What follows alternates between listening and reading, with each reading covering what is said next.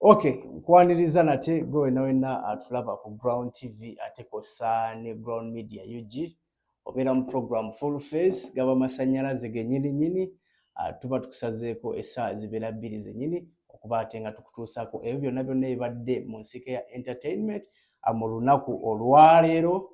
Okusookera ddala amawulire go gabadde mangi era nga mba njagala nkuyiseemu nga menyemenye okuva gye gatandikidde paka ate olunaku otubanga olunaku olwaleero tulufundikidde kubuuzaako gwe nawena gy'osinzidde okubanga otulaba olunaku olwaleero. Amannya agange nga bulijjo nze Edwin K okubanga weni nkuweereza anagamba bino ebintu biba byanjawulo mu ate n'engeri gye kyuli nti olunaku lwa njawulo.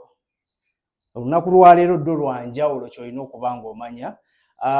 Sijja balwisaayo mumanye lwaki lwa njawulo. Ennaku z'omwezi zo ziri 12 omwezi gwa kubiri omwaka 2026. Ajjukira buli nnaku z'omwezi 12 gabeera mazaalibwa ga Ghetto Gladiator omubanda wa Kabaka ow'akabiri President wa Uganda mu bendobendo erimu ery'eggwanga lino Uganda olunaku lwe yazaalibwa. Nsogera ku mulala njogera ku His Excellency Bad Bobi Wine oba abasinga gwe mumanyi nga His Excellency Kyagulanyi Ssentamu, principal w'ekibiina kya National Unity Platform, ng'amazaalibwa gano eno munnange gagenza okubanga gatuukawo ng'omukulembeze ali ku dduka twasemba mulaba Gomba twaddamu mulaba ng'ali South Africa ali mu meeting za wadi ndowooza era olunaku olwaleero amazaalibwa gye gamusanze naye nga yonna gy'oli tukwagaliza amazaalibwa amalungi ag'essanyu ne tugamba nti happy birthday. Ndowooza leero tawezezza emyaka 45 natwasembaawe ali mwana 43 akuze. His Excellency wetwogerera akatambaala kakavuze kati ekibuuzo kiri nti wabanga mitembo ali mwana plus big size bebe kula inemeka tebutulimba kamiliyoni yagamba 85 this year atambuza 46 so ate nga tabasinga nnyo. We wish you a happy birthday nga wolabaawo ekibiina kya National Unity Platform nga kikulembeddwa omwogezi waakyo that is Joel Ssenyonyi ng'ate nga yakulira oludda oluvuganya mu Parliament ey'e11 eno gye tufundikira asobodde okubanga beegatta ng'ekibiina ne basala keeki ne bagamba waayi wadde omukulu aliira ku nsiko tekijja tugaana kubanga ffe tuserebuleetinga mu kifo ky'okubanja akalulu musaza osala keeki Ssenyonyi Mukama Katonda kati olwo obwanguzi bwaffe mubulese bugende.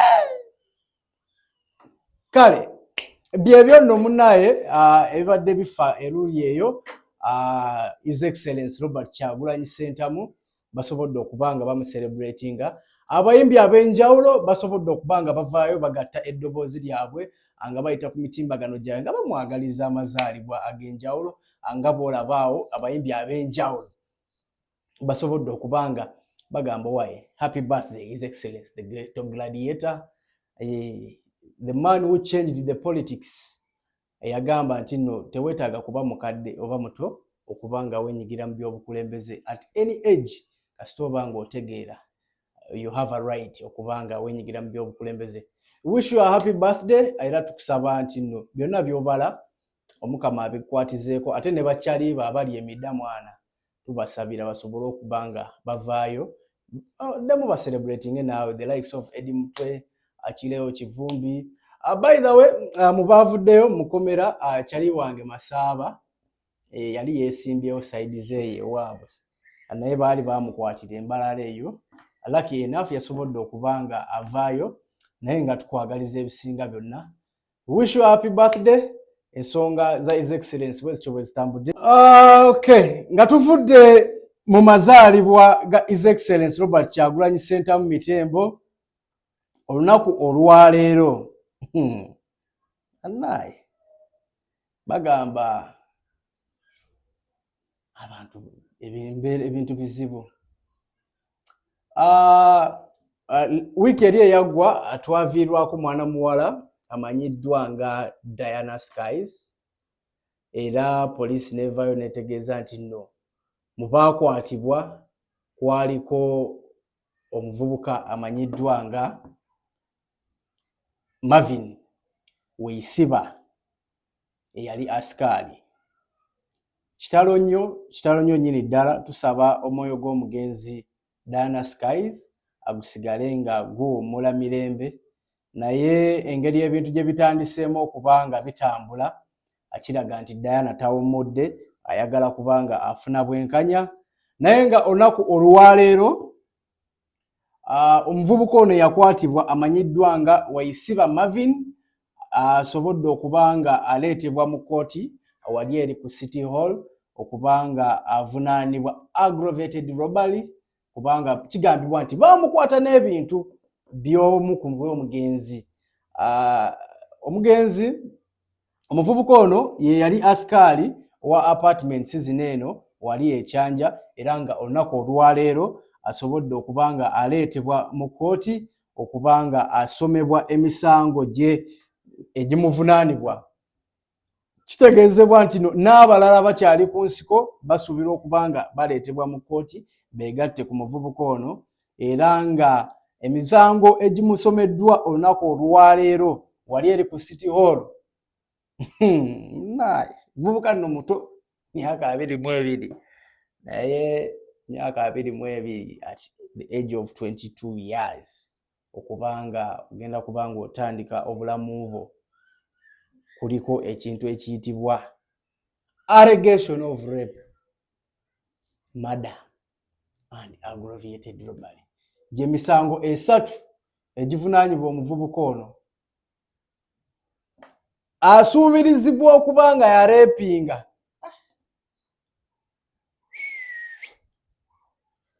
yatta muvubuka muto nga bw'omulaba awo, muvubuka muto, n'okubanga yabba.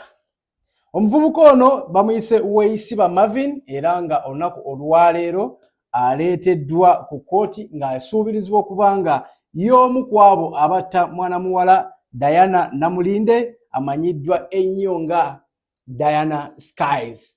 The slayer abadde munnange asileyinga mu ngeri ez'enjawulo okubanga sire responsibly. Kino kituwa ekyokuyiga bannaye.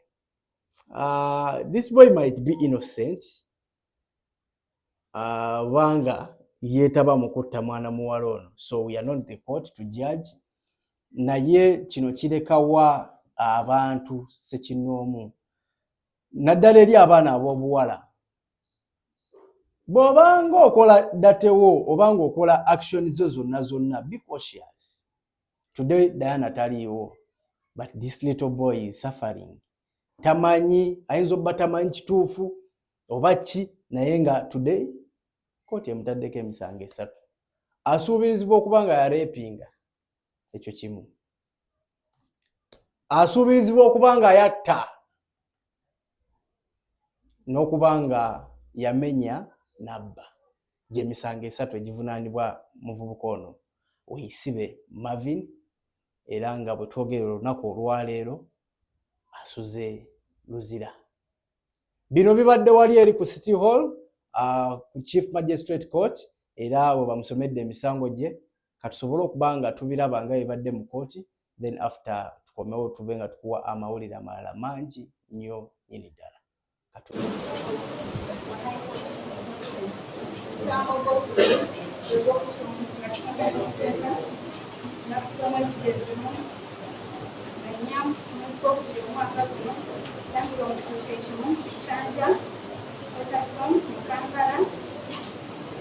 Kimanyi bulungi kimenya etteeka omukyala Weisiba Namulinde Diana.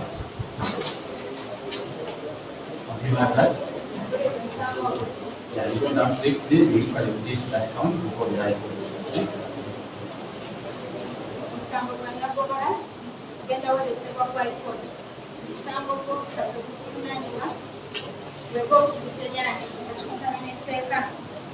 kigambibwa nti ennaku z'omwezi ezimu nga Nnyango buli omwaka guno esangibwa mu kifo ky'Ekyenjanja wabba Namugide Diana omugabo simu ya iPhone 17 Pro Max omugabo simu ya Samsung A15 omugabo paka ennaku z'omwezi nga 3 mwezi gwokusatu.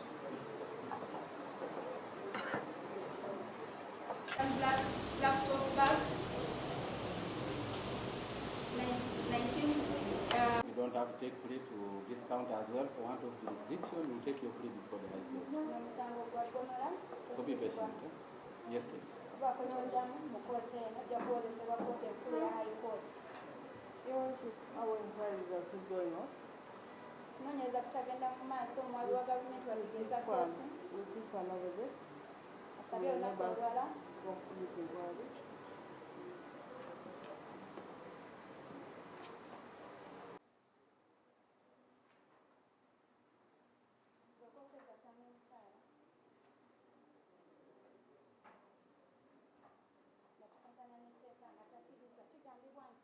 Dr. Martin Adipit.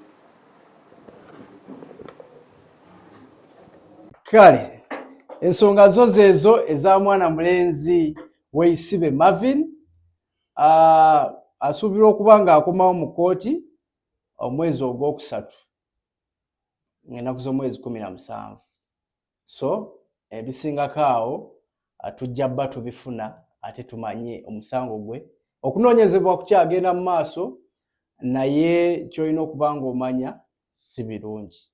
Omwoyo gw'omugenzi Omukama agulamuze ekisa amusonyiwe ebyo byonna byonna ebyamusobako kuba we yagendera yali atandise olivenginga. Imagine revenging ku basajja 95 yali yakamala okuba ng'awunzise 17. Sorry for those who got the revenge, naye byebyo munnaaye tetulina kyakukola. Galo Child yali abeeweredde abavubuka 95 because of Muhoozi oba weki Muhoozi naye nayina Muhoozi kye yakola Diana we don't know. Kale osaasira musajja wange Kayondo Brian nga y'omu ku babadde bagenda ozigwamu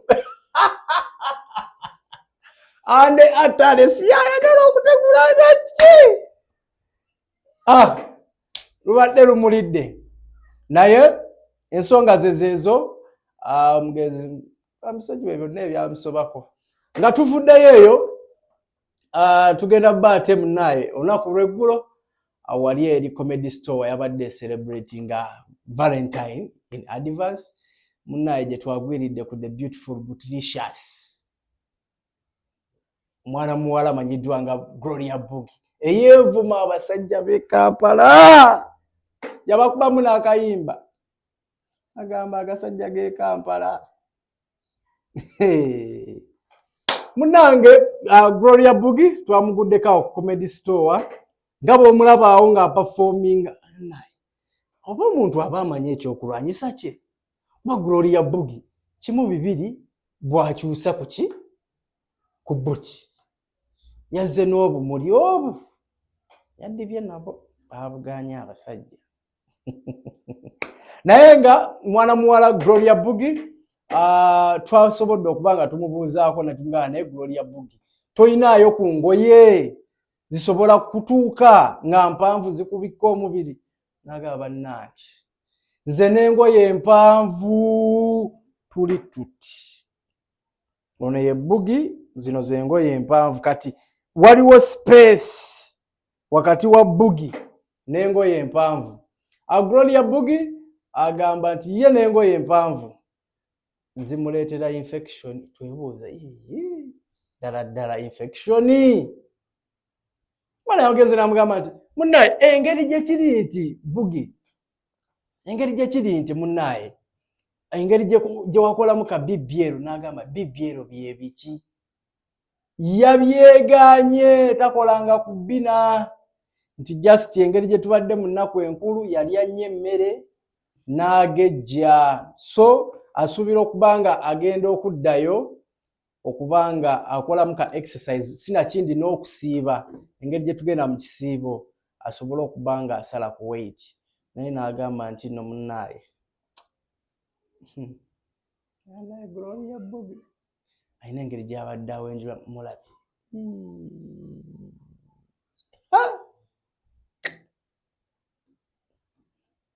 katulaba Gloria Bobi kubanga ensonga za Gloria Bobi ezo katumulabe kati saakwambalirako ddala kiwanvu banja kutonyolokoka Kagame engoye empanvu nina okussa fresh air Eh? talaba bwentuya lwokuyimba sho emuntuya wait Engoye ate empanvu. bwenamalya sho ddala sate esigaddeyo ngenda kuba nti Engoye nange munsaasire engoye empanvu zikola bubi zikolera ddala bubi nnyo tinka infection nezintuuyanya ne omuntu yandibuuza nti Gloria Bobi engeri gye yayongeramu ku mubiri engoye zino yandizeewaze n'atalekera okuzambala ku stage kuba maybe ziyinza okuba nga tali comfortable nazo ku stage mu ngeri emu oba endala omubiri ki gwe nayongeramu Bagamba, nagwongerawo mbu wayongeramuko somewhere somehow nkozi nyongeddemu wano juzi mu festive season njidde nyongeze naye nyongeddeko ku weight katono nja kendezamu ojja kendeezaamu natandika okusiiba okusiiba osale weight mbu wakola BBL byebiki nze mukama yamba naturali mubadde mundaba kuva we najja nga buli kimu ndi bwekyo tewali kikyuse okakasa mugeko sibitegeera mbu wagattamuko nedda tebageza ne bangatta mu balala nze sigyetaagangako ayi kale nga tuvuddeyo eyo ewa Gloria Bobi tugenda ba twongera ku nsonga ez'enjawulo olunaku olwaleero ekivulu kya Josted kyeyongeddemu omuliro omuyimbi amanyiddwa nga Izitiro Bonga omunakenya yakuyimbira akayimba baby baby tell me if you got a better naye Abitex Abitex oyagadde okutulaga accountability naye leero ono gwaleesa so munnakenya ono asobodde okuba nga emisana ga leero ayanirizibwa ku kisaawe wali ku airport azze n'agamba nti ali ready okuba nga is super excited okubanga agenda kubanga performing alongside the talented artist that is Josted era nga tubako obulamu bungi ne tugamba bannaye ennaku z'omwezi zigenda beera 14 tugamba ku lw'omukaaga luneeno it is the Valentine's Day Josted live in concert ali wali ali ku Sheraton Gardens mujje mu bungi tumuwagire omunakenya amaze okubanga atuuka nga b'omulabaawo asoose oluyimba lwonna n'aluyimbira ku airport nitugamba bannaye hiti gyayina bweti agiyimbidde ku airport Abitex musajja muzibu yaguze ekizindaalo kijja ebyere ekinene olukitereddeko omuyimbi n'atandika okuyimba netugamba bannaye kati akayimba akayimbidde ku airport anaayimba ki naye atugambye alina ennyimba nnyingi era nga yeesunze olunaku olw'omukaaga okubanga agenda kutukuba endongo so sigenda kubanga nsukkakaawo katusooke tulabe omukulu ono bwe tukomawo ate nkubuulire ensonga nga bwe zitambula eruuyi eyo naye nga nkujjukiza genda ku www.groundmediaug.com ate gwe wena alina esimu ya Android oba iPhone kugamba downloading the Afro mobile app giteeke mu simu yo searching busakinzi Ground TV osobola okubanga onyumirwa 100% entertainment ensonga zo tuzikuwa nga bwe ziteekeddwa okubanga ozifuna teziriiko kubuuza mbu ate ki 100% era ensonga lwaki olaba ne mu politics twekonayo bwekonyi kati ni bwe tuti politics mujja waffe ekisonga yaffe yakubanga we entertain you 100%. So for that reason munzikirize tumale okubanga tufuna omusajja mukulu ono ate bwe tukomawo tusobole okubanga tweyongerayo. Attention, stand my love, girl.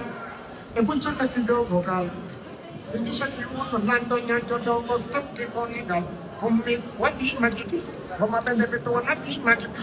Omadogeyo, Amiri Manamos, Omokademeka, Wamabo Manamos, Sipranamaja Koto Penyo, Kago, Memesa to take a look at this.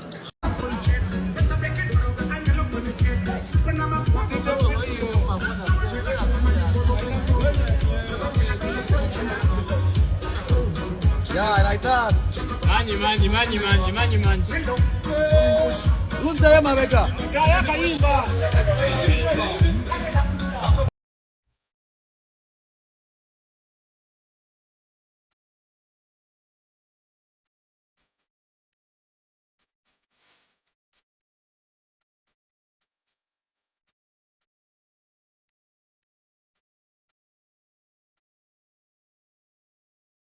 Byebyo nno byensobodde okuba nga nkuleetera olunaku olwaleero. It's full phase gaba masannyalaze gokka nga nkugamba still wekumire bwekumizi ku Ground Media UG osobola okuba nga ofuna ebintu bineeno mu ngeri ey'enjawulo ku YouTube, that is Ground Media UG, ate genda ku www.groundmediaug.com osobola okuba nga onyumirwa 100% entertainment. Tulinako amawulire mu buwandiike, tulinako 100% streaming 24/7 TV, that is Ground TV, osobola okuba nga oginyumirwa.